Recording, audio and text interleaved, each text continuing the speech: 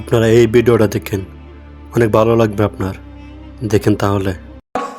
যখন আপনি মারা যাবেন, দুনিয়া থেকে বিদায় নেবেন, মানুষজন কেউ বলবে না আজকে বৃষ্টির দিন দাফন করিস না, কেউ বলবে না যে তারা 2টা দিন রাখ, কেউ বলবে না।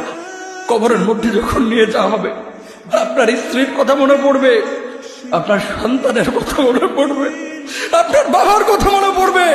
সবচাইতে বেশি কষ্ট আপনাকে যে জিনিসটা দেবে, কি নিয়ে কবরে ঢুকলাম, কেন সুদ খাইছিলাম, কেন ঘুষ খাইছিলাম, কেন কবরের জিন্দেগির জন্য প্রিপারেশন নেই নাই।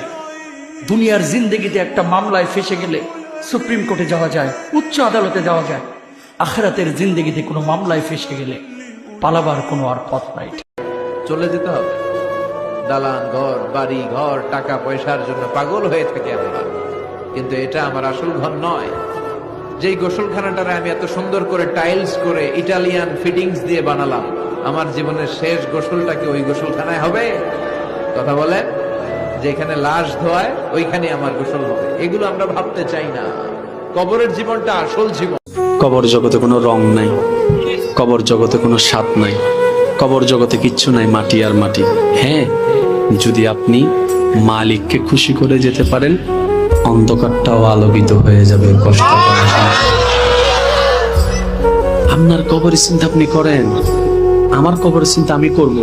আপনি আমাকে বেশি থেকে বেশি উৎসাহ দিতে পারবেন, ভাইয়া কবরটা সাজাইলা, সারা জীবন শান্তিতে থাকতে পারবে। এটা হচ্ছে মুসলমানের নিয়ম। বলেন, কবর প্রতিদিন ডাক দিয়ে বলে আনা বাইতুদ দুধ।